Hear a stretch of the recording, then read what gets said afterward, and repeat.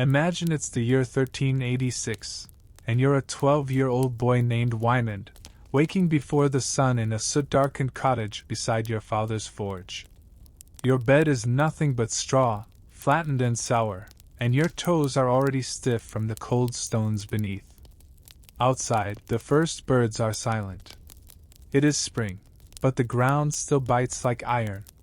You rise because the forge must rise. You do not speak. Not yet. Words don't come easily in the morning, not in this house. Your father has already been up, the coals are stirred, the smoke snakes into the roof beams like a ghost looking for an exit. You walk barefoot across the packed dirt, each step reminding you that warmth has to be earned here. The air in the forge is bitter with yesterday's ash. It clings to your tunic, which hasn't been washed since the last frost. You pick up the bellows, nearly as tall as you, and begin the first of 1,000 squeezes. Your arms ache already, but you know the rhythm. Push. Breathe. Push. Breathe. You've learned that fire needs more than fuel. It needs labor. It needs breath from lungs too small for the task. Your father appears wordless. He is a silhouette of muscle, wrapped in a leather apron that could stand on its own. His beard is full of iron dust, his eyes red-rimmed from years of smoke. He doesn't nod. That would be too soft. Instead, he picks up the hammer. Today is a nail day. Not swords. Not axes. Nails, hundreds of them. Bent rods of blackened iron that no one thanks you for. But without them, no doors close. No wagons hold. No barns keep out the rain. Your task is simple. Keep the fire breathing and don't make a sound. You watch his movements, fluid, relentless. The iron glows, he strikes. Sparks leap like insects. One lands on your wrist, hisses, dies. You don't flinch. Last year you did? Not now. Hours pass. The sun rises, but inside it is always the same, orange, red, black. The heat presses on your chest like an older brother refusing to move. Sweat makes your tunic cling. Your eyes sting. Still, you do not stop. At midday, he hands you the tongs. Your turn. Your fingers are clumsy. The rod slips. He grunts. Not angry, not yet. You reset. Into the fire. Wait. Just enough glow. Then to the anvil. The hammer is heavier than it looks. You swing. Mississippi swing. Too soft. Again. Again. A nail curls the wrong way, like a worm shriveling. You curse under your breath. Your father says nothing. That's worse than shouting. By the third try, the nail holds its shape. He takes it. Drops it in the bucket with the others. Does not praise. But he doesn't take the hammer back. You keep going. By evening, your body feels carved from clay. Your hands shake. Your back sings with pain. But there's something else. In the bucket are 5 nails that you made. Straight. Clean. True. No one will ever know which ones were yours. But you will. And that is enough for now. If you enjoyed my stories, please subscribe to my channel and let me know what you liked and what you didn't like so that I can improve my stories. You can also write where you are from, as I would be interested to know. It begins with a scream. Yours. You didn't mean to drop the tongs, but your palm slipped, wet with sweat, and the rod, still glowing orange at one end, brushed the bare skin of your forearm before falling. It sizzled. Your father doesn't move. Not at first. The nail he was shaping clinks softly onto the anvil. Then he turns, takes 3 strides, and dunks your arm into the water bucket before you understand what's happening. The hiss is louder than your breath.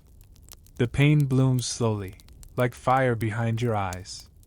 It's not the worst burn. Others in the village were worse, but it is yours. Your first. and now it stings every time your skin brushes the air. Still, you do not cry. You did once, when you were 8 and the bellows handle snapped and struck your foot. You learn then that tears in this forge are not extinguished with comfort, only silence.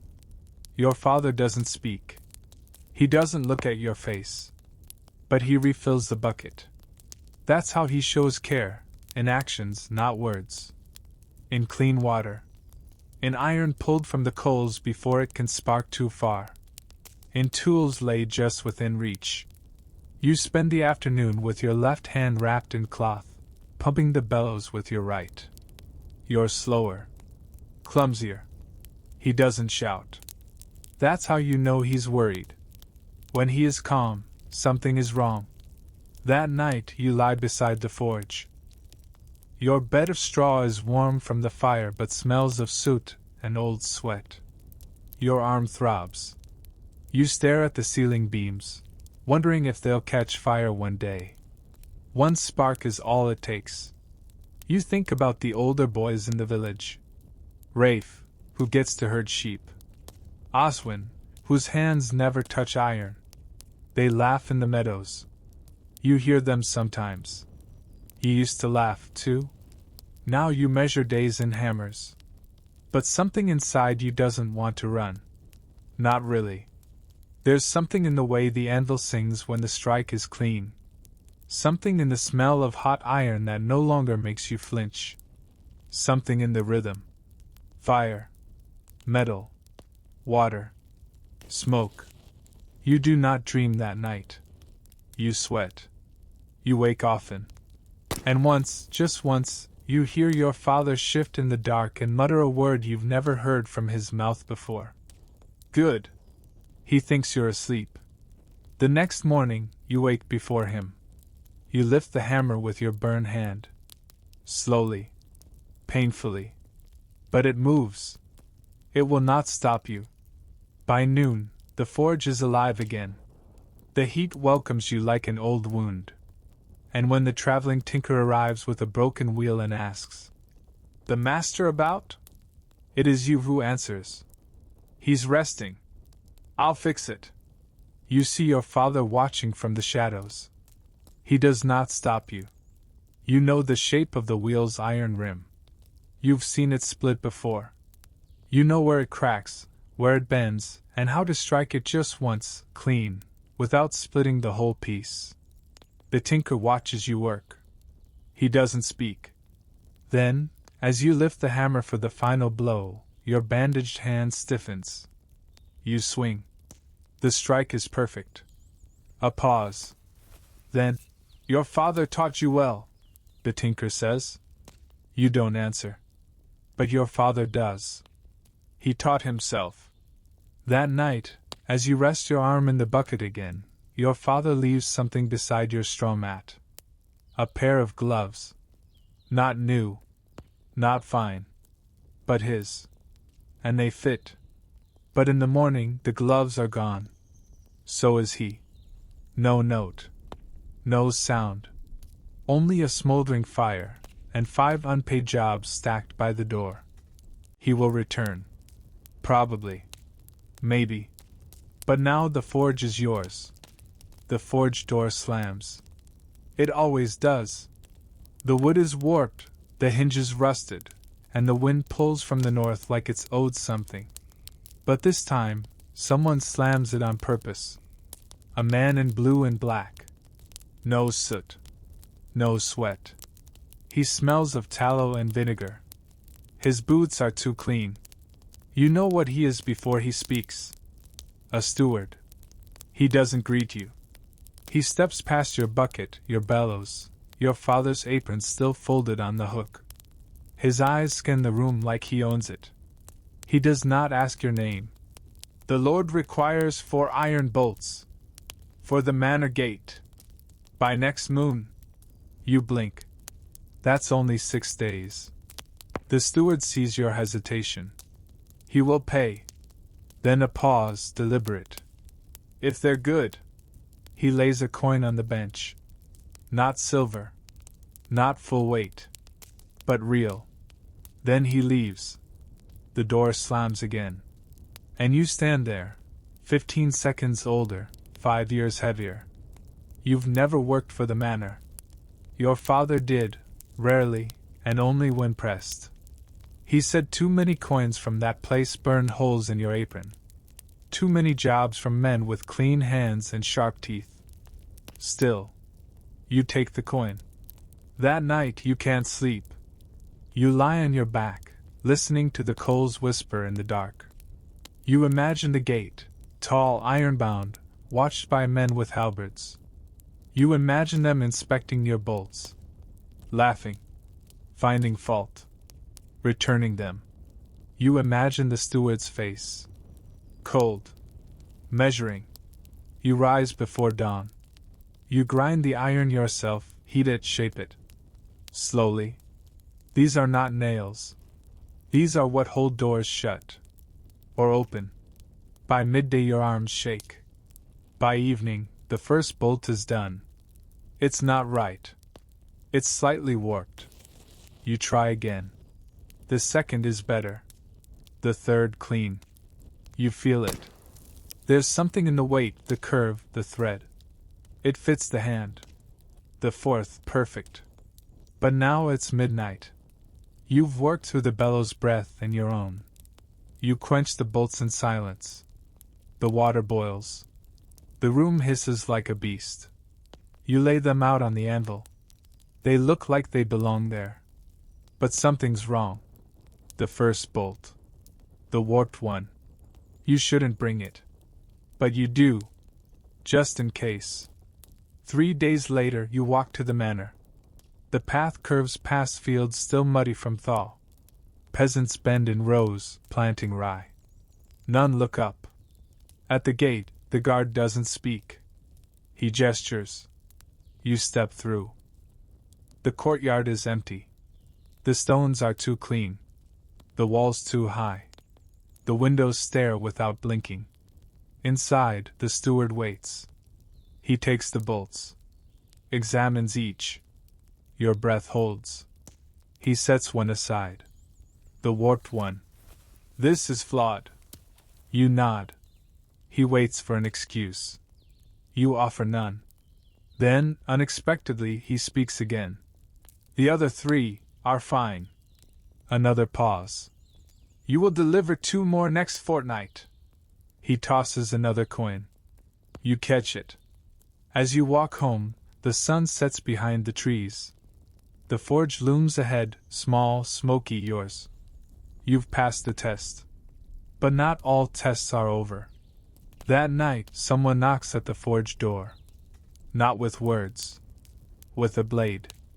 A stranger, hooded. He holds it out, not in threat, but in offering. Fix this. Then he's gone. You hold the blade. Rusted. Cracked. But it's not the damage that makes your hands shake. It's the crest etched faintly into the hilt. A lion. And 3 thorns. The sigil of a man who's meant to be dead. You look at the blade again. And the forge seems to grow colder. You don't sleep. The blade lies on the bench beside you. Short, curved, its iron blackened with time and neglect. But under the rust, you see the etching clearly, a lion mid-roar, thorns curling around its mane. You know that sigil. Everyone in the village knows it. Sir Adric of Thornbridge. The knight who vanished after the Battle of Deep Hollow. No funeral. No grave. Just his armor returned to the Lord, burnt and empty. That was 4 winters ago. But the blade is real. Heavy. Honest. And the man who brought it, tall, silent, his breath fogged in the cool air like he wasn't used to being seen, he left no name. No coin. Just a blade, and the words, "Fix this." Your father would have refused. Would have told the man to take his secrets elsewhere, then shut the door before questions could enter. But your father isn't here. And you are 17 days into running this forge alone. So you study the blade. The crack runs along the spine, a long fatigue line from years of bad handling. It can't be reforged. Not properly. Not unless you break it open, reheat it to white, and fold the metal. But folding is no peasant's craft. You've only seen it done once, when a royal blacksmith passed through on his way north. He folded a dagger 5 times and left the village with a bag of coin and a kiss from the reeve's daughter. You were 9. But you remember the sound. The scream of hot steel folding back into itself. It didn't clang. It sang. And now it's your turn. You heat the forge higher than you've dared before. The coals spark. The bellows wheeze. Your arms burn. But the fire answers. You set the blade in. Wait. Wait. You lift it. Red. Then orange. Then white. You strike. The blade groans. You strike again. The crack holds. But something else appears beneath the rust. Letters. Not Latin. Not English. A name? You wipe the steel. The letters are old, foreign. Burned in like bone into wood. You hesitate. Then the hammer slips in your grip. You miss. The blade jumps from the anvil, lands edge first in the dirt floor. You curse. Reach for it. It's gone cold. The heat vanishes as if swallowed. The coals flicker. The flame wavers. You blink. And the forge, for a moment, feels empty. Not quiet, empty. Like the warmth has been pulled out of the world. You step back. Let the silence breathe. And then, footsteps. Outside. Not 1. 2. 3. You kill the fire. Hide the blade under the ash bin. The door opens. It's not the stranger. It's the steward. And behind him, 2 guards. He does not smile. Your father, he says slowly, had a habit of discretion. We hope you've inherited it. He looks around. Has anything unusual come to your forge recently? You shake your head. Too fast. He watches you. Says nothing. The guards step forward. One lifts your apron. The other kicks the ash bin. Nothing. They turn to go. But the steward lingers. His hand rests on the workbench. This forge matters, he says softly. It's quiet. People talk less when they owe you nails. A long pause. Be careful what you fix. And then he's gone. You don't move for a long time. When you do, the blade is still there. But the crack is gone. You didn't fix it. But something did. And when you sleep that night, you dream of a lion walking through fire, thorns dripping molten iron from its mane. The blade sits untouched for 2 days. You work around it. Nails for the reeve. A new plow hook for the brewer. You keep the forge hot but avoid the ash bin where it hides like a sleeping animal. You convince yourself it was a trick of light, heat, exhaustion. But you don't believe it. On the 3rd morning, she arrives. You hear her before you see her, firm footsteps, not hurried, not soft. A woman's step, but not a housewife's. She walks like someone who has walked alone for a long time and no longer asks permission. You look up. She's tall, broad-shouldered, face half-shadowed by a threadbare wool cloak. Hair graying at the temples. Hands with old cuts healed badly. She wears a dagger, not hidden. You've never seen her before. That alone is enough to raise suspicion. Outsiders don't come to this village unless they're running from something or looking for someone. She stops at the forge threshold. You the smith? You nod. Her eyes linger on your face. Not the one I remember. You say nothing. She unwraps a bundle from her cloak. A blade curved, foreign, too thin for plowing, too graceful for butchery. Broken clean in 2. I want it joined, she says. Whole. Strong. You take the pieces. They don't fit together quite right. The break is fresh. You fought with this? No. A pause. Someone else did. Another pause. He didn't win. You glance at her hands. Scarred. Her right ring finger is missing. Old wound. You weigh the steel. It's not English. The pattern in the metal is like something from stories. Eastern. Folded already, but dulled by age and bad use. The break isn't from battle, it's from despair. You can feel it. Some weapons die when their master does. You should refuse. It's not village work. But something in her eyes, not pride, not coin, keeps you from saying no. So you nod. I need 3 days. She nods once. I'll be back in 2. Then she's gone. You don't ask her name. That night you bring out the lion blade again. Just to compare, you tell yourself. But the moment both lie on the bench together, something shifts. The air thickens. The coals hum without breath. The forge seems to lean in. You begin the joining. Slow heat. Gentle bending. The thin blade resists. It trembles like it remembers the hands that once held it. You whisper to it. You don't know why. The lion blade watches. You feel it.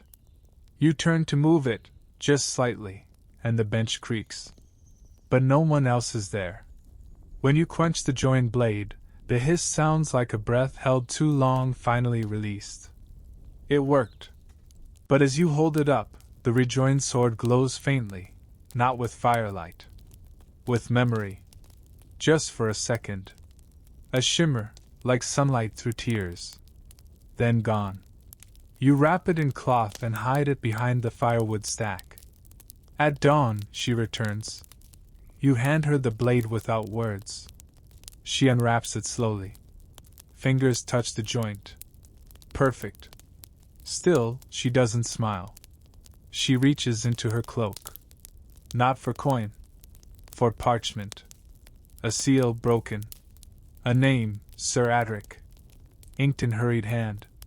I thought he was dead, she says. So did we. She nods. Then, if he comes back, give him this. She leaves the paper on your bench. Then she turns, blade in hand, and vanishes down the path, not toward the manor, not toward the road. Toward the woods. You open the parchment. No message. Just a map. Lines scratched in ash-black ink. And on the bottom corner, a word barely legible. Forge. That night you do not dream of lions. You dream of footsteps behind you that never quite reach the door. Morning begins with the hammer's rhythm. Not yours, his. You wake not from sleep, but from memory. The sound is wrong. Heavier. Slower. Like a heart straining under weight it wasn't built to carry. You sit up on your straw mat. But the forge is empty. The hammering continues. Only when you step outside, you realize, it's not your anvil ringing. It's Osric's. The wheelwright from 2 cottages over. His son was buried last spring, lung fever. Since then, Osric's hands have shaken too much for fine work. But today, they hammer. You walk there slowly. He's trying to reshape a bent axle pin. Badly. Crooked strokes, too soft, too fast. He doesn't see you. Only when the pin snaps, sheared clean in half, does he stop. The hammer falls to the floor. His hands tremble. Would you like help? You ask. He doesn't answer for a long moment. Then nods once. Silently. Back in your forge, he sits by the hearth, nursing a cup of broth you didn't know you had. His eyes wander. I remember your father, he says finally. But not the way others do. You look up. He once mended something for me. Not wood. Not iron. You say nothing. Osric sips. Then, as if just remembering, adds, It was a lock. For a priest. Said it had to be silent. Couldn't rattle. Couldn't be picked. He chuckles, but it sounds more like regret. You ever ask him what he forged in the years before he came here? You shake your head. Good, he says, and his voice drops. Don't. And then, almost absently, he sets his empty cup down beside your anvil, and runs his thumb across its edge. It leaves a black streak. That's not soot, he says.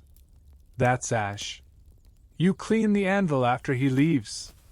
But no matter how much you scrub, that streak won't lift. Not entirely. That afternoon, the Reeves' youngest son brings a request. Simple job, hinges for a travel chest. But he watches you work too closely. Too silently. You hand him the hinges, and he offers 2 coins instead of 1. You hesitate. Why 2? He shrugs. For quiet hands. Then walks away. You stare at the coins. They are not village minted. And one has a faint symbol scratched beside the edge. A lion. Not roaring, but caged. You turn it over.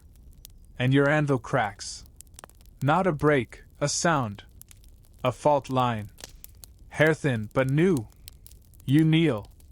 Run your hand along the surface. There, just beside where the blade was laid 2 nights ago. You don't know what it means. But something deep inside you does. That night you do not sleep. Instead you listen. And in the hush between the cooling coals and the creak of the wind, you hear it again. The hammer. But no one is at the anvil. No one. In the morning, the crack is gone. But your gloves are ash black, and your hands smell faintly of iron and cedar, your father's scent. It was raining the night they brought the cart. You didn't hear hooves. Only the creak of wheels, the suck of mud, the sound of something heavy being dragged. You stepped outside barefoot, shirt damp, eyes still swollen with sleep. No one spoke. The cart stood by the forge, leaning slightly from a cracked axle. On it, a shape under canvas. Bound in rope. The Reeves stood nearby. The priest beside him. 2 guards behind. No family. No mourners. You opened your mouth to ask, but the Reeve raised his hand. Not a burial, he said. Just iron. He pointed to the forge. You looked again at the canvas. The shape beneath it, too long for a tool. Too short for a man. And curved. Like a bell. They carried it inside. Even covered, it made a sound. Not a chime, a hum. Deep, like breath caught in stone. Your father once said that some bells weren't meant to ring, only to remember. They unwrapped it. And there it stood, blackened, cracked, melted on one side. A church bell. But old. Older than your forge. Older than the village. The priest whispered. It hung in the northern chapel. Before the fire. You'd never heard of any fire. He continued. It rang once. Only once. Then silence. For 30 years. The Reeve turned to you. We want it reforged. You blinked. Why now? He didn't answer. You began work that evening. Reluctantly. The bell metal was strange. Not soft like pewter, not stubborn like iron. It changed color as it melted. Green, then red, then pale gold like morning. But as you struck it, the sound didn't fade into the anvil like other metals. It lingered. Echoed. Once it echoed before you struck. You paused. Looked around. The forge was empty. But the hair on your arms rose like wind was passing. You worked faster. By midnight the new shape took form, not quite a bell yet, more like a hollow heart. You quenched it in silence. The hiss it gave was not a sound. It was a word. You didn't understand it. But you'll never forget it. In the morning, The priest returned alone. He did not look at the bell. Instead, he handed you a pouch. Light. No coins. Only a strip of cloth. Torn linen. Old. Burned at the edge. Your father's name was stitched into it. Not your name. His. You looked up. Where did you? But the priest was already leaving. And the bell was gone. No cart. No sound. No trail in the mud. That night, the forge door opened again. But no one stood there. Only a breeze. Warm. Like breath. Like thanks. You didn't step forward. But you whispered, "I hope I did it right." The door closed softly behind you. And outside, far off in the northern woods, a sound rose just before dawn. A bell. Only once. Then silence. You're shaping hinges again when he appears. Not a soldier.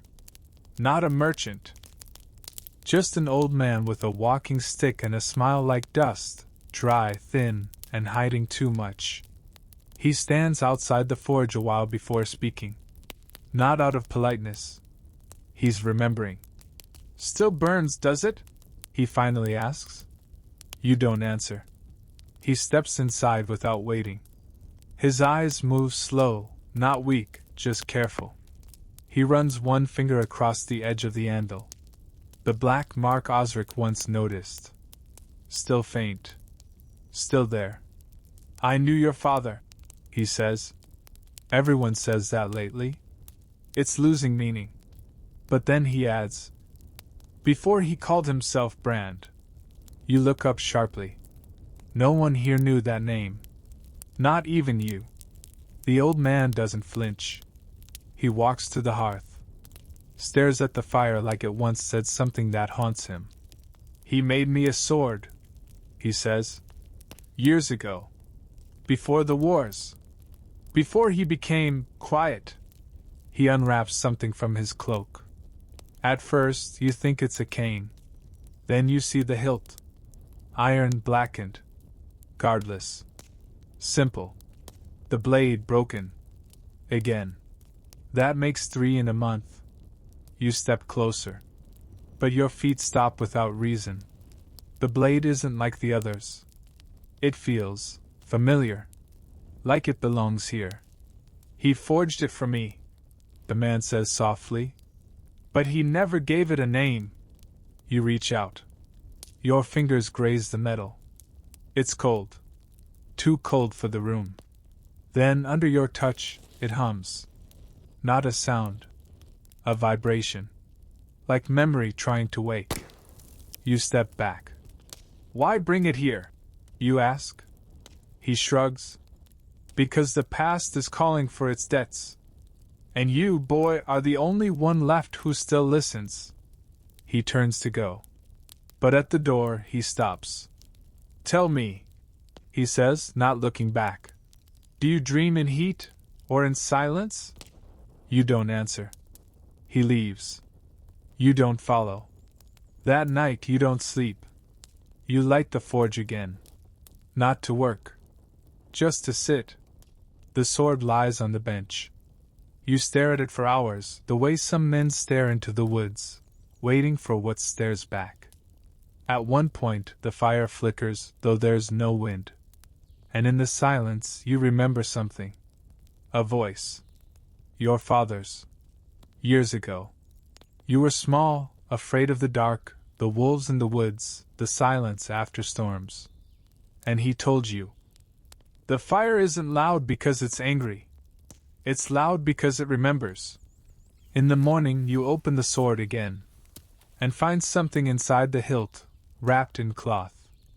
Not metal. Paper. Old. Brittle. Words inked in trembling hand. He never named the blade. But he named the boy. No signature. Only a drawing. A lion. This time, asleep. You spend the day reforging. Not for coin. Not for anyone. Just to see if it can still hold. The sword does not resist. It shapes like it's waiting. And when you finish, you do something you've never done before. You set it aside. Not to give away, but to keep. That night, a knock at the forge. Not loud, but urgent. You open it. No one there. Only a pouch. Inside 3 coins. And a single word scratched on bone. Tomorrow. It's midday when he arrives. No horse. No cart. Just boots stained red from clay roads, and a coat too fine for this village. The kind of coat that once had a crest but was torn out, ripped clean, like shame cut it free. He waits outside the forge. Arms crossed. Eyes cold. You don't ask who he is. Because you already know. There's something in his jawline, the set of his shoulders, something your father once carved into a blade. He steps forward without waiting. Inside, he looks around with a frown, not at the tools, but at the silence. So, he says, voice clipped. The boy they warned me about. You hold your breath. He continues, your father forged for kings, then vanished, then raised a ghost in a village full of mud and sheep. He turns to you. And you shape scrap metal for farmers. He steps closer. Too close. Where's the blade? You stay silent. He tilts his head. Not the one with the lion. The other. Your skin chills. There is no other. Unless he means the one you haven't finished. The one you can't finish. Because it isn't yours. He leans closer. He left something unfinished. The man whispers. You'll finish it. He tosses something onto the bench. A shard. Just a shard. But you know it the moment it touches the wood. Same weight. Same feel. Same hum. Same silence. The missing piece. The final one. Your mouth goes dry. You knew him? He laughs once. Dry. I was him. Once. Before he gave me the name. Before he took it back. You tried to speak, but words die on your tongue. He sees. And smiles. I want it ready in 3 days. What happens then? His smile fades. He steps back. Then you choose. And he leaves. That night, the fire won't light. You try thrice. Dry wood. Dry straw. But the spark fizzles. You curse. Throw the flint. Then you hear it. Metal against metal. But not from your tools. From beneath the forge floor. You freeze. There's no hatch there. Not that you know of. You kneel. Tap. Hollow. You tear away the floorboard. Beneath a box. Wood blackened. Wrapped in pitch cloth. You open it slowly. Inside, a blade hilt. Not iron. Not steel. Silvered. Etched with 2 lions. Twined. And a word you can't read. But somehow understand. Brother. You look at your own hands. Then the hilt. Then the darkness beyond the door. And you know, someone else is coming. But not tomorrow. Tonight. Night does not fall. It presses. The sky doesn't dim, it closes. Like a lid placed over the world. The air thickens. The forge flickers. And still, the sword hilt lies on the bench, untouched. You haven't moved since you found it.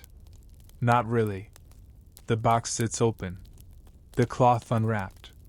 And inside you, something has begun to tremble, not from fear, but from the slow cracking of belief. You thought your father was just a smith. You were wrong. The door creaks. Not wind. A shape enters. Not fast. Not afraid. The man from before. The one with the boots stained red. But this time, his hands are bare. No cloak. No coin. Just truth. He doesn't speak. He walks past you. To the bench. He sets the shard beside the hilt. It fits. Perfectly. Why me? You ask. He doesn't look at you. Instead, he never wanted this life for you. That's why he hid you here. That's why he burned the crest. You flinch. He saw that. Yes. Burned. I saw the smoke. I saw what he threw in the fire. You shake your head. My father forged plows. Horseshoes. He fixed the chapel lock. He smiles, not kindly. He also forged a blade for a prince.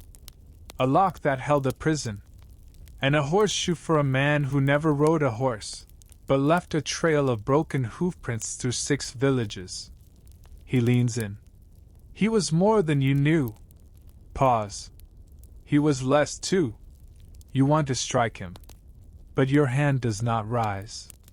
Instead you ask, "What is this blade for?" He doesn't answer. You point to the sword. "If I finish it, what happens?" He meets your eyes. And for the first time you see it. Regret. You make a choice, he says. To remember. Or to forget. He steps back. Then he opens the forge door. And outside stands someone you've seen only once, when your father was dying. A woman. Face in shadow. Eyes bright with grief. She holds something. Not a weapon. A letter. Sealed. She steps in. Places it in your hand. Her voice is calm. You don't need to finish the blade. But you must read this first. Then she vanishes. You stare at the seal. Broken already? As if open, then closed again. Inside, no words. Just ash. Just scent. Just memory. Your father's scent. Cedar. Oil. Iron. And a single line, scratched into the paper's edge. If they ask for the sword, give them the handle. You look at the handle. Then at the blade. Then at the fire. You do something strange. You break the blade again. Deliberately. Not to ruin it. To free it. You place the shard in the coals. Let it melt. Let it hiss. Let it vanish. What's left is only the hilt.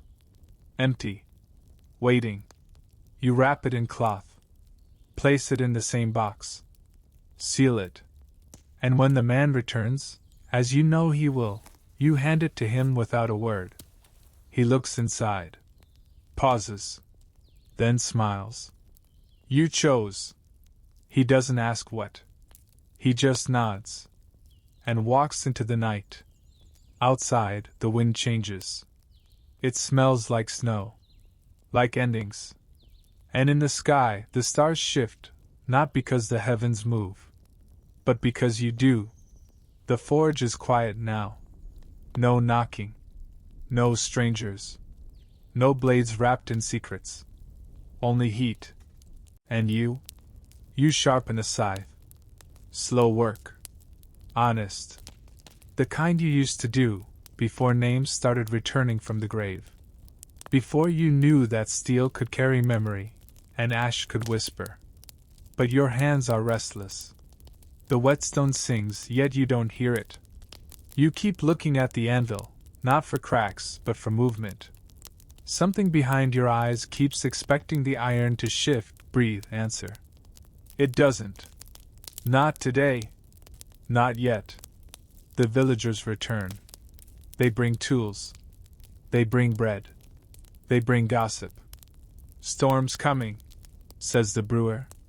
Priest's gone north, says the cobbler. No more raids this season, says the reeve's son, voice too certain. You nod. You don't speak much now. People notice. But they don't ask.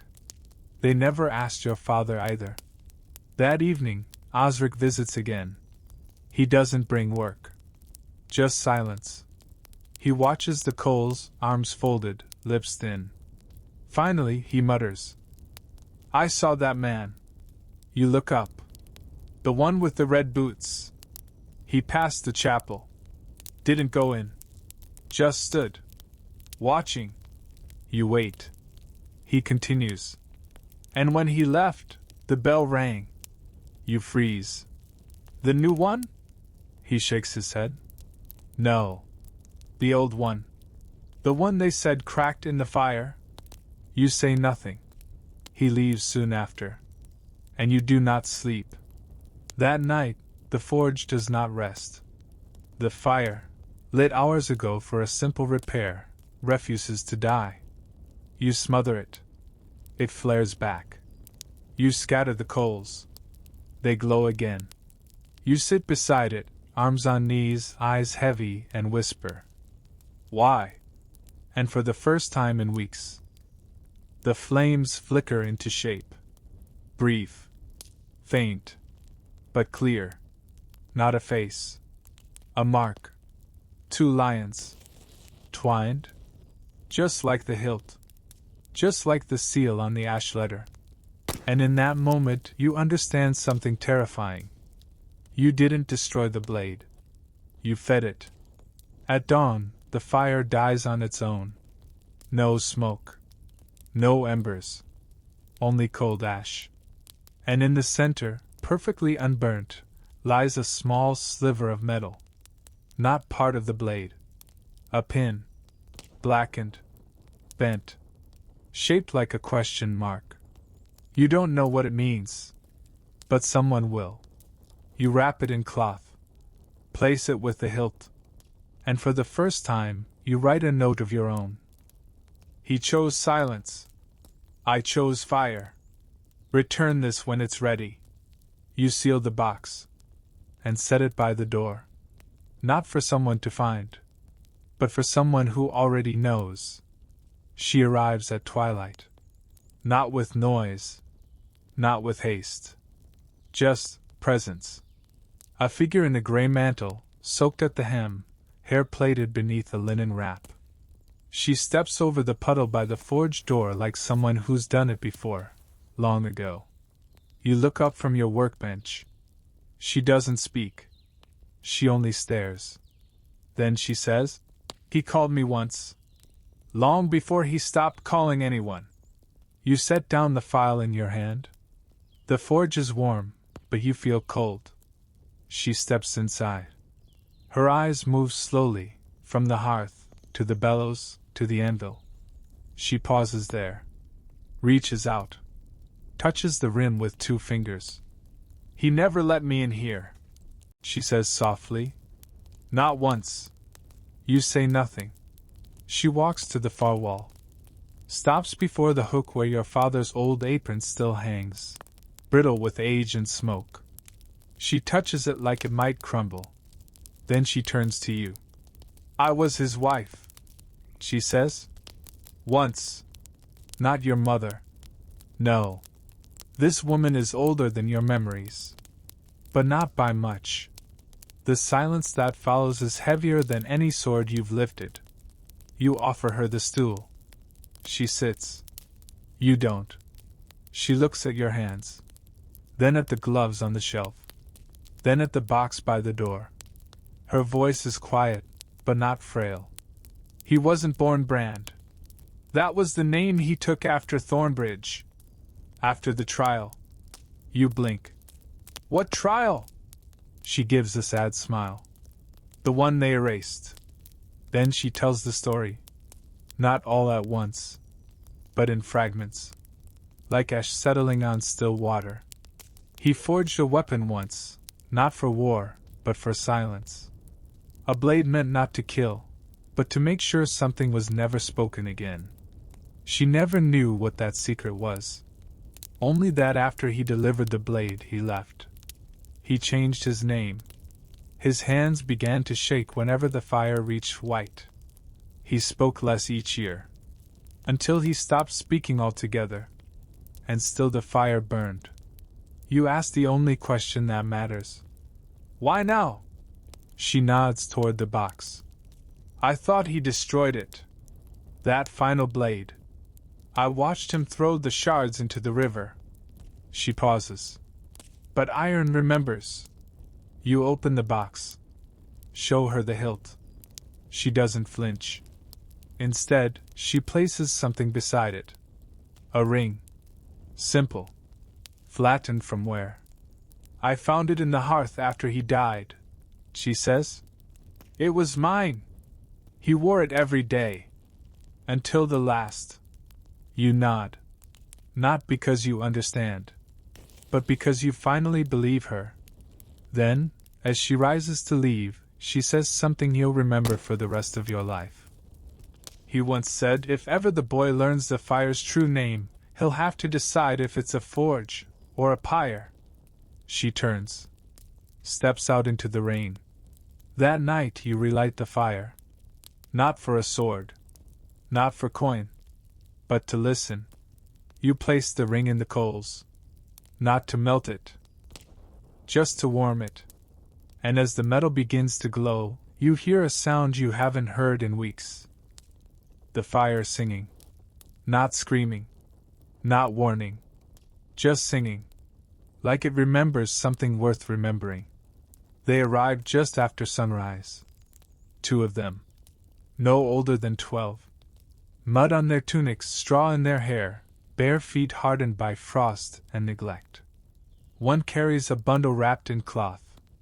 The other, a letter, creased and stained with oil. They don't knock. They just stand in the doorway. Silent. You lower the tongs in your hand. Step forward slowly. Who sent you? You ask. The taller one, a girl, glances at her companion. He shrugs. Then she speaks, voice flat. We followed the man in red boots. He dropped this at the crossroads. She holds out the cloth-wrapped object. Heavy. Long. You know what it is before you even touch it. Not because of weight. Because of what isn't there. The hum. The warmth. This blade is cold. Too cold. You unwrap it. A sword. Old. Cracked near the tip. Dried rust-like veins down its center. But no, not rust. You glance at the edge. Dried sap? Paint? You don't ask. Because the letter the boy now holds trembles in his hand. He doesn't want to carry it anymore. You take it. Break the seal. Inside, only 6 words. You made this. Now bury it. The girl is still watching you. He said it wasn't ours, she mutters. Said it belonged to a man who died standing up. That it shouldn't be carried anymore. You nod. You wrap the sword again. And for the first time in weeks, you step outside with steel in your hands, not to fix, but to finish. You dig behind the forge. Past the old coal bins. Into the soil thick with ash and forgotten bones of ironwork, nails, shavings, broken tongs, cracked horseshoes. The blade goes in deep. You bury it with your own hands. The earth closes like it's been waiting. And when you finish, the wind picks up. It carries the scent of rain, but also something else. Cedar. Smoke. And something bitter, like burnt cloth. You return inside. The children are gone. No footsteps. No prints. Just the lingering warmth of their silence. You sit at the bench. And see something you didn't notice before. A mark burned into the edge of the table where the blade had lain. Not a crest. A word. 4 letters. Foreign. But readable. Nemu. Not English. Not Latin. But you understand it. Somehow. Silence. You stare at the fire. Then at your own hands. And realize the truth. You didn't make that blade. But it carries your mark. Not because of what you forged. But because of what your father didn't destroy. And that means someone else is still using his work. That night, the fire goes out on its own. and for the first time, the silence feels earned. It arrives by crow. Not dove. Not messenger's pigeon. A real crow, ragged, gray-feathered, wings torn at the tips, like it's flown through bramble and storm to reach you. It lands on the forge windowsill. And waits. There's something tied to its leg. Not parchment. Cloth. You step closer, and it doesn't move. Not fear. Obedience. You untie the bundle. The crow flies off. No sound. Inside the cloth, not a letter. A ring. Dark iron, nearly black, with a single raised symbol on its face. A nail driven through a circle. You've never seen this mark before. But your body reacts before your mind does. Your fingers close over it. And your stomach twists. That night you sit alone by the coals. Not working. Not sleeping. Just holding the ring. You try not to look at it. But your eyes keep returning. There's something wrong with the weight. It's too light for iron. Too cold for silver. And the edges, impossibly smooth. Like it was never forged. Like it was grown. You dig out your father's old pouch from beneath the hearth. The one you never opened. The one wrapped in wax cloth and sealed with tar. Inside, receipts. Nails. A child's drawing. And at the bottom, a note. Folded once. Yellowed. Unopened. You almost can't bring yourself to break the fold. But you do. Inside, a single line. Familiar script. If the ring returns, it means they know. You read it 3 times. Then again. They know. You sit for an hour, maybe 2, trying to understand who they are. Until you realize. You already do. You remember the guards. The steward. The man with red boots. You remember the crack in the anvil. The blade that sang when it burned. You remember the bell that rang once. Only once. You remember silence. You wrap the ring again. Place it in a box. But this time, not the one by the door. You hide it in the chimney stone, behind the 3rd brick on the left, where the soot never quite settles. And you mark the spot. Not with chalk. With a symbol of your own. 2 lines crossing through a flame. So that if you're ever gone, and someone finds it, they'll know this ring was not forgotten. It was hidden. Because it should not exist. In the morning, a new noise wakes you. Not the crow. Not the wind. Hoofbeats. 4 riders. Coats gray. Faces hooded. No banners. But one of their horses carries a saddle embossed with something faint. A nail. Through a circle. You step out into the morning. They don't look at you. But one speaks, voice dull. There's been a breach at the northern pass. You nod slowly. He continues. They said to tell the blacksmith. That silence has broken. You say nothing. He hands you a bundle. You open it. A map. Ash smeared. Creased. And at its heart, your forge. Marked in red. You don't speak the name aloud. Not yet. But it's there, on the edge of your tongue, waiting. Burning. The riders didn't stay. They left without eating, without tying their horses, without asking for iron.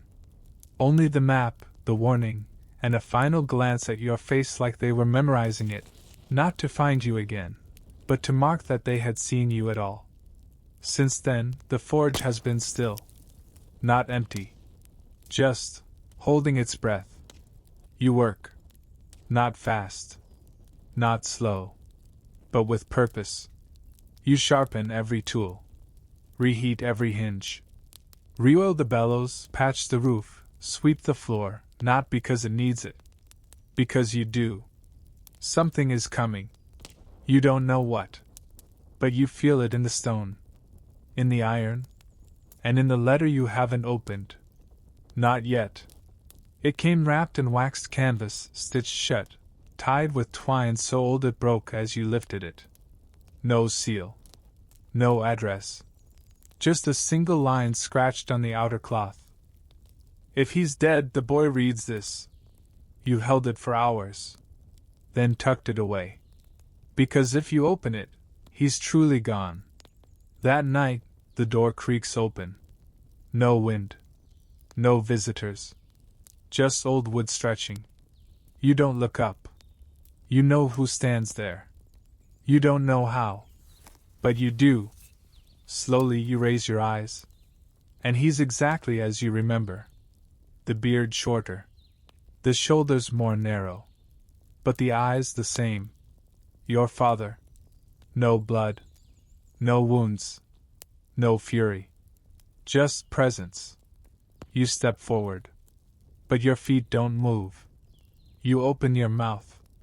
No sound. Then he says one word. And it's not your name. It's his. But not Brand. Not the name you knew. It's something older. Rougher. It makes your skin crawl. Because it doesn't belong to a man. It belongs to a weapon. You blink. He's gone. The door never opened. The forge still warm. But on the floor where he stood, ash. And a print. Not a boot. Not a barefoot. A mark. Circular. Nailed through the center. You tear open the letter. Inside. A name. Uran. You read it again. It's not yours. But beneath it, in faint script. You were not born to the forge. You were hidden in it. And suddenly it all fits. The ring. The blade. The silence. The fire that remembers. You sit down. And whisper the name aloud. It tastes like dust. But it feels real. And from the hearth, a single coal glows brighter. That night you sleep by the forge. Not out of fear. But because if anyone comes again, they'll have to walk through fire to reach you. She comes from the east. Not by road, but by field, through barley that's already dead, through frost-broken soil. You see her before she sees you. Because she isn't looking. She's listening. Each step deliberate. Each breath shallow. As if the very wind might betray her purpose. You set down the hammer. Watch. She wears no weapons. Only a linen tunic, a torn cloak, and around her neck, a pendant, iron flat, in the shape of a flame. When she finally stands in your doorway, she says nothing. She doesn't need to. Because her face. You've seen it once. In a faded drawing your father kept under the floorboards. Not labeled. Not explained. Just kept. She nods to the fire. You let her in. She doesn't sit. She circles the forge like someone tracing the steps of a place she knew long ago, but not in this lifetime. Then she speaks. You look like her. Your breath catches. My mother? She nods. She wasn't a blacksmith's wife. She was the fire behind the name. You flinch. She sees it. Steps closer. She didn't die in childbirth. That was the lie they sold. You sit. Because you have to. She continues. She fled. Then she tells you. Not everything. But enough. Your mother was marked. Not by blade or shame, but by knowing. She heard something she was not meant to. A secret carried in iron. A message forged into steel and hidden beneath royal sigils. She ran. Not from fear. From what she'd become. Not a mother. Not a wife. But a witness. You ask the only question you can. Is she still alive? The woman hesitates. Then shakes her head. No. But she hands you something. A cloth. Heavy. Stained. You unwrap it. And find a key. Old. Rusted. But not broken. Shaped like no key you've ever seen. The teeth, not cut. But etched. Like runes. She says, your father hid something. Not from the world. From you. She glances at the chimney. The place where fire never burns hot. You stand. Step to the hearth. Third brick on the left. You pull. Behind it, not the ring. Something deeper. A recess. Inside, a box. Sealed with iron pins. You insert the key. It turns. Click. The lid opens. Inside, ash. And beneath it, a folded cloth. Black. You lift it. Unfurl it. And realize it's not cloth. It's a banner. Your family's. Not the one you knew. A new one. A flame. Pierced by silence. You turn. But the woman is gone. No footprints. No name. No goodbye. Only the pendant she left by the door. It hums. Soft. Like breath. Like memory. Like warning. That night, you hold the banner over the fire. But you don't burn it. You stitch it. To your sleeve. Not because you serve it. But because it must be seen. And no one else remains to carry it. The boy rides in before dusk. Not fast. Not proud. Just wet with sleet and fear. You see it in the way his hands grip the reins, not like a rider, but like someone who is told don't stop, no matter what you see. He isn't armored. No crest. Just a satchel slung over his shoulder and a letter pinned to his chest, soaked through, the ink bleeding like an open wound. You step outside. He stumbles from the saddle, doesn't even tie the horse. Just reaches into his bag, pulls out a bundle, wrapped in wool, twisted, scorched at one end. No seal. No ribbon. Just heat. You feel it before your fingers touch it. Not warm. Hot. Too hot for something that should have cooled. He says, "They told me not to open it." You nod. He adds, "Said if I speak the name, it might wake." Your chest tightens. "What name?" He hesitates. Then, voice trembling, "The fire below the ash."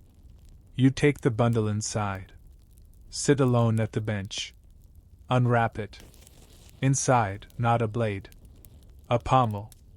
Just the end of a sword. But it glows faintly from within. Orange red. As if something inside is still burning. You turn it in your hand. Etched on its surface. A wheel, with no spokes. Around it, smaller marks, faint, almost worn away. But one catches your eye. The same rune as the key. Same as the banner. Same as the marks scorched onto your anvil the day the crack appeared. You hold it to your chest. And something clicks. Not in the metal. In you. The forge goes silent. Not empty, silent. You didn't notice it until now. No creak. No wind. No fire.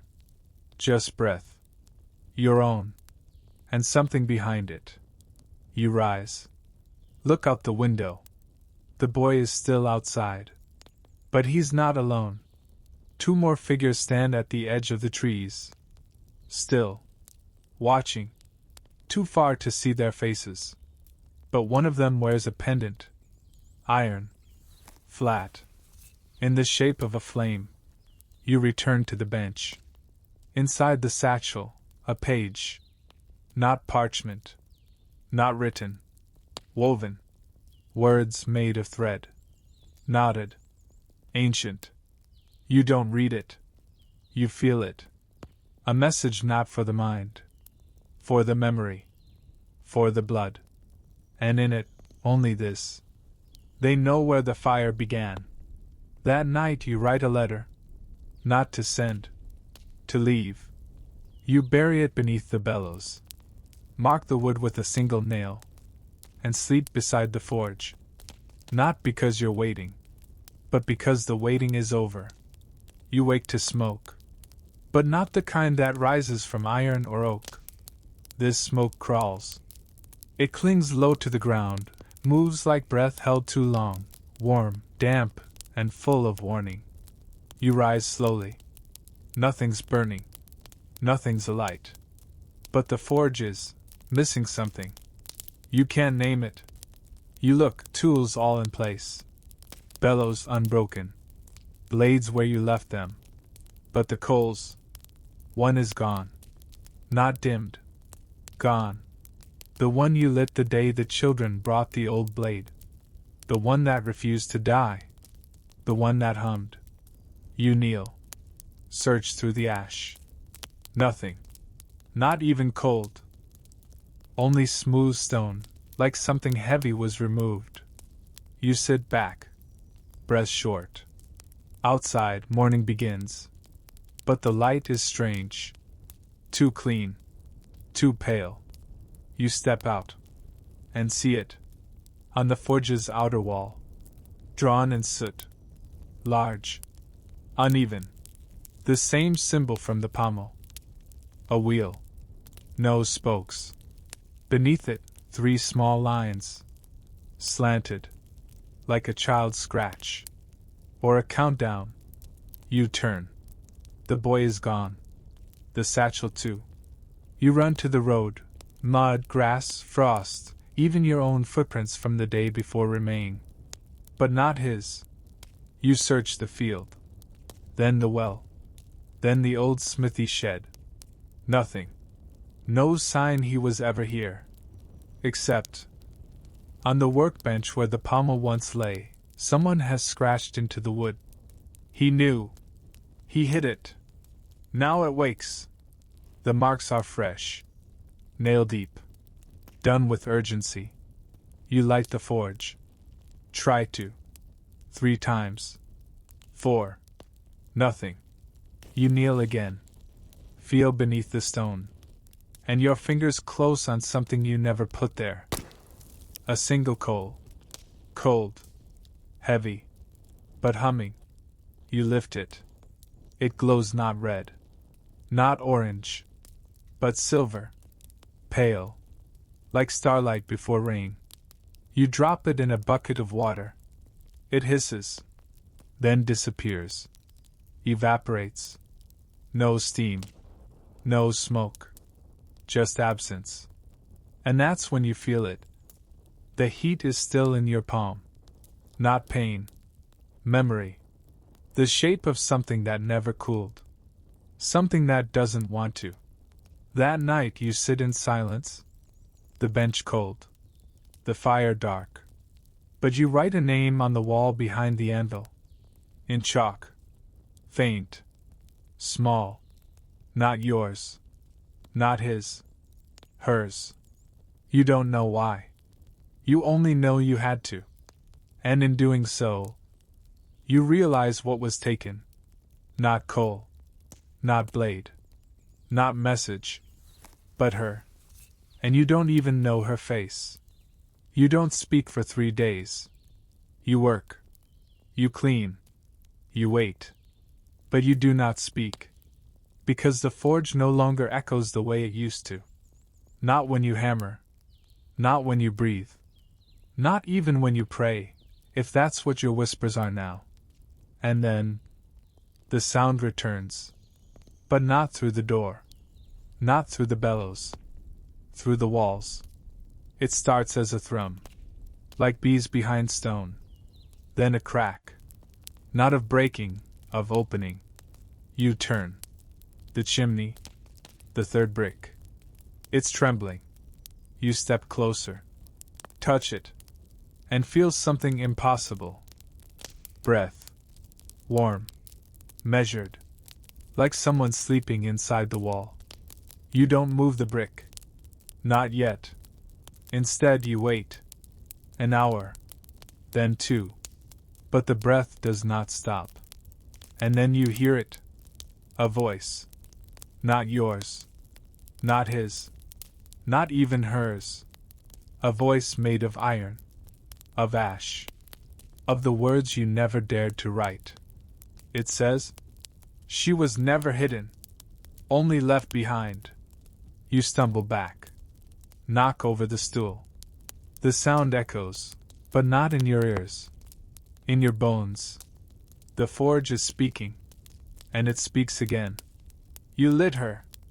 You fed her. Now she remembers. You stare at the wall. Then the bench. Then the hilt still wrapped. And realize, this isn't about you. It never was. You remove the brick. Behind it, not darkness. Not stone. Light. Faint. Like moon through water. Inside, hanging by a single iron hook. A pendant. Hers. But changed. The iron flame is no longer flat. It curves now. Like it's leaning. Listening. You lift it. The moment your skin touches metal, your vision blurs. Not pain.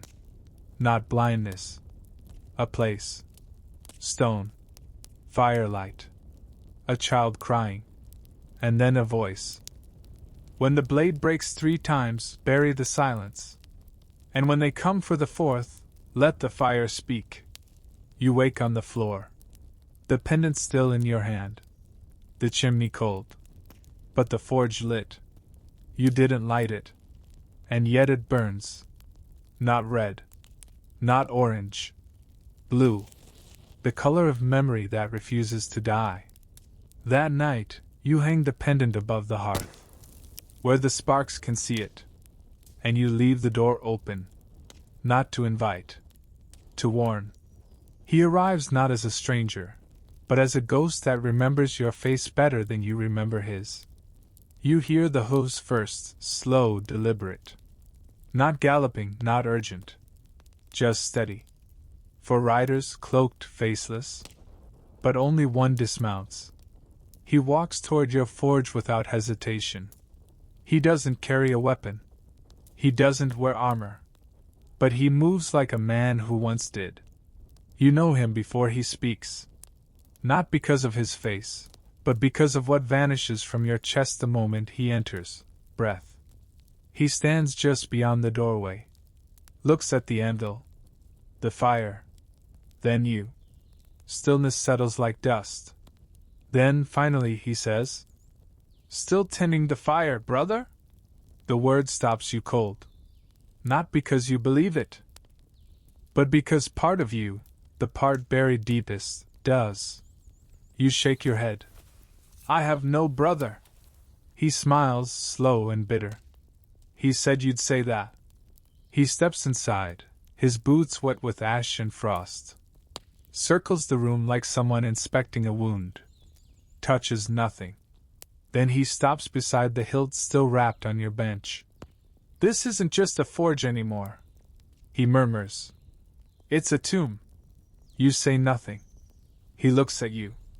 "He lied to both of us," he says. "You with silence.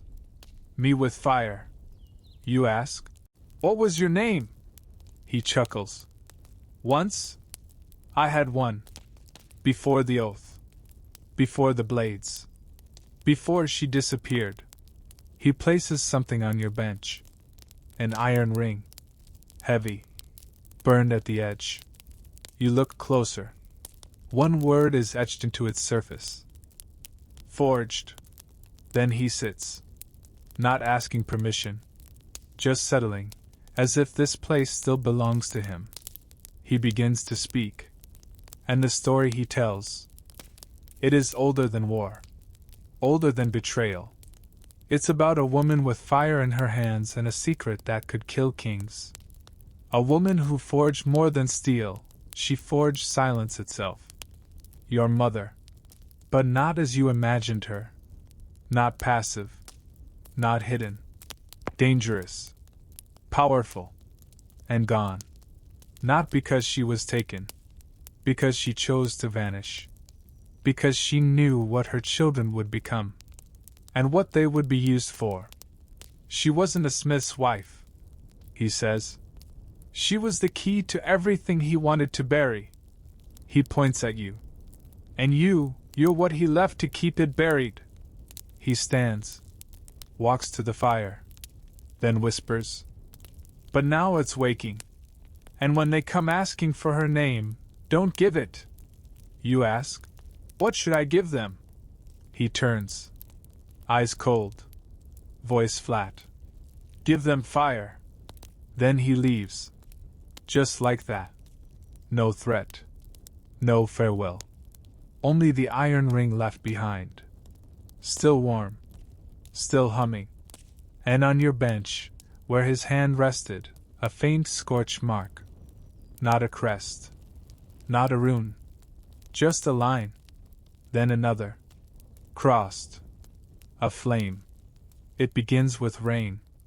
Not the soft kind that taps on shutters and runs down the thatch. This rain comes sideways, like it wants inside. It strikes the forge door like fists. The kind of rain that makes animals silent and children forget to cry. You brace the windows. Reinforce the firewood.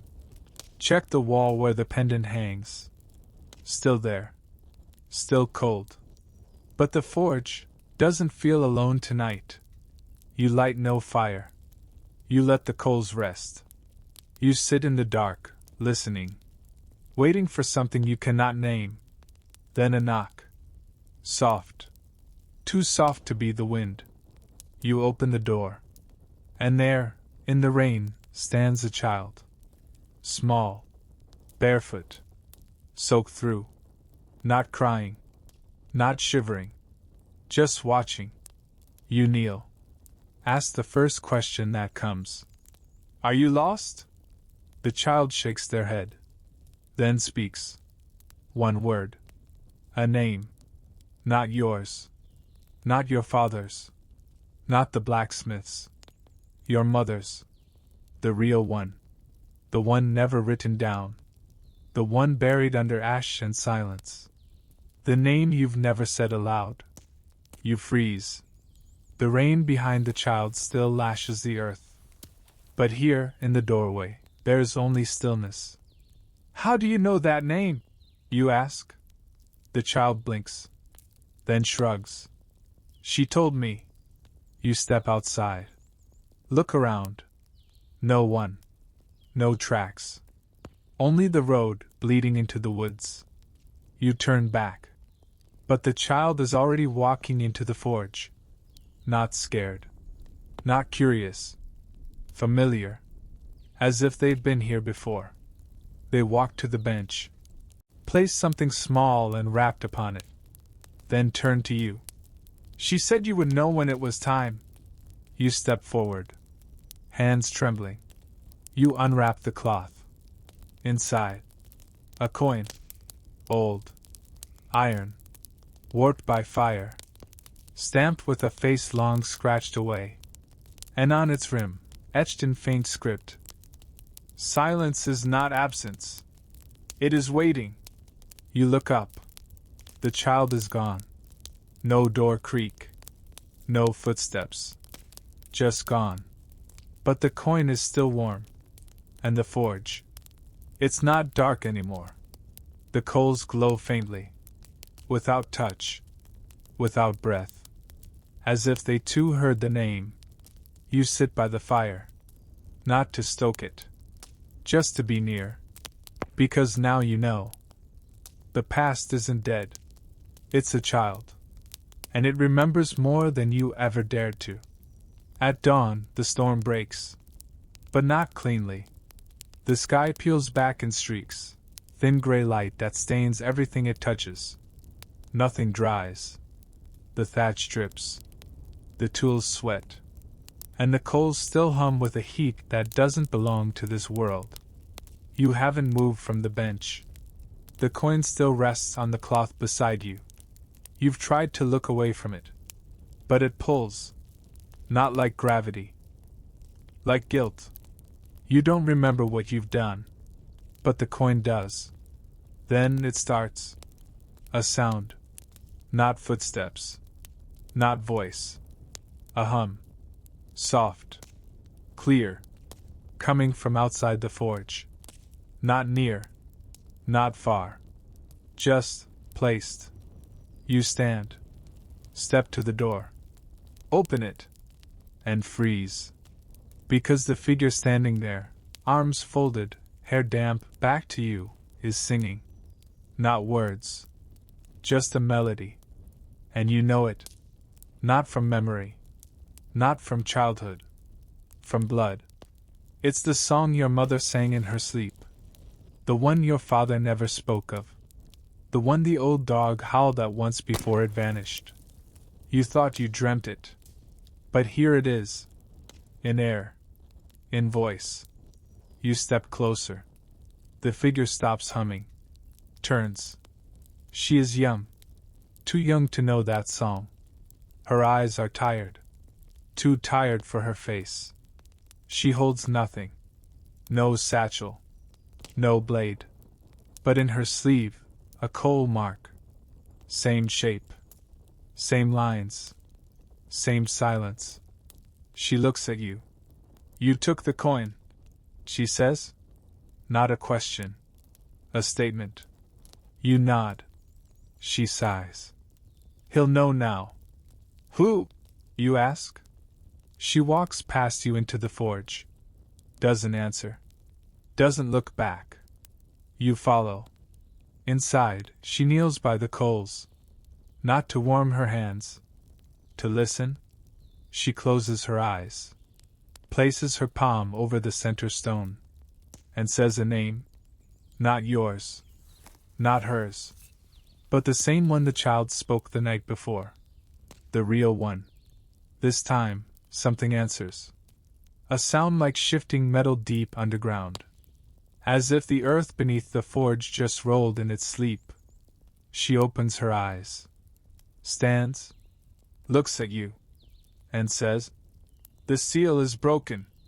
You step forward. "What seal?" She doesn't explain. Just gestures toward the north wall. "The blade your father buried wasn't the first." She moves to the bench.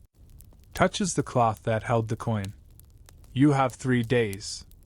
"For what?" "To choose." You ask, "Choose what?" She looks straight through you. "To burn or to be burned." Then she walks to the door. Stops. Places one hand on the frame.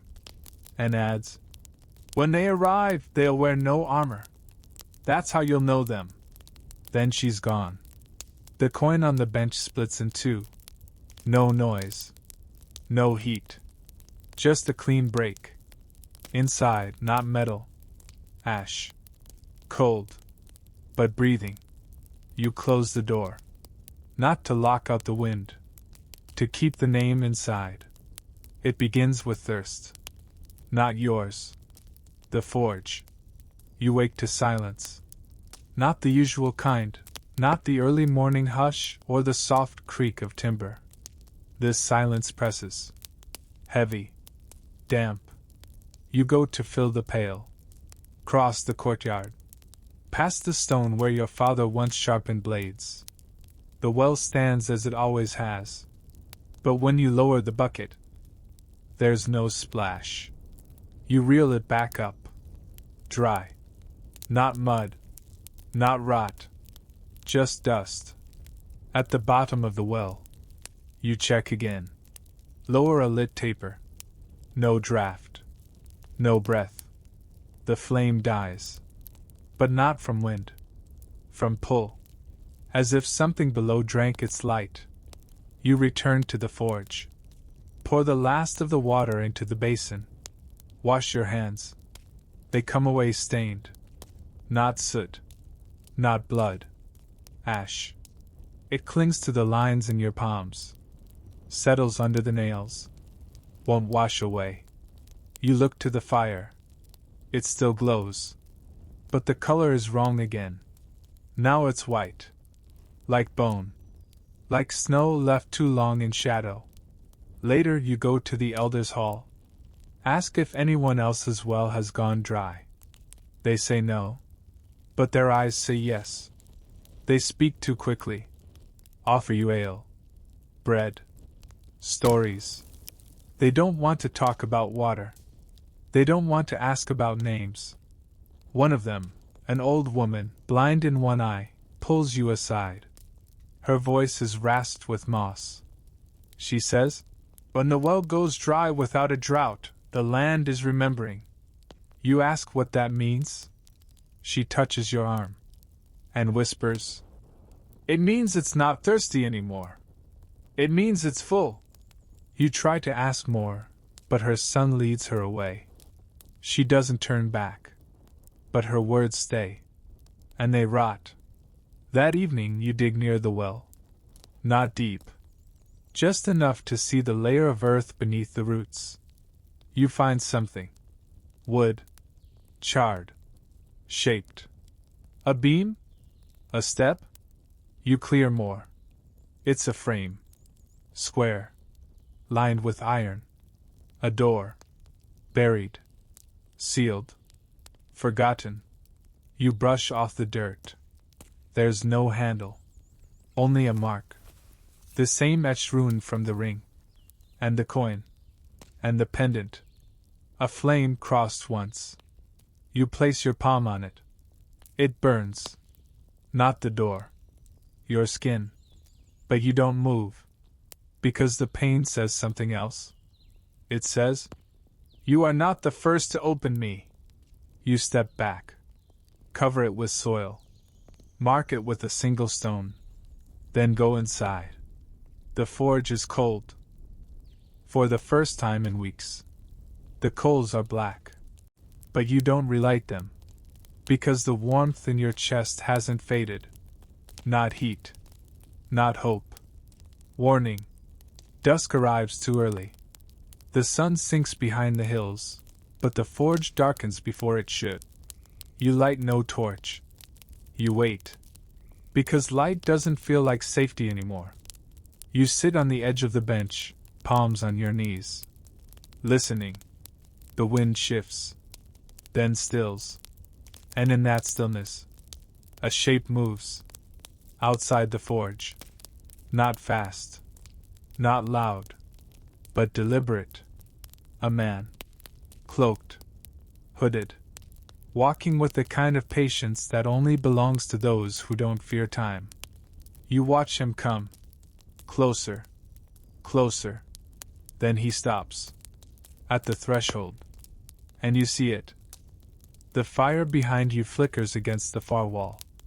But not through him. Because he casts no shadow. He stands there. Not speaking.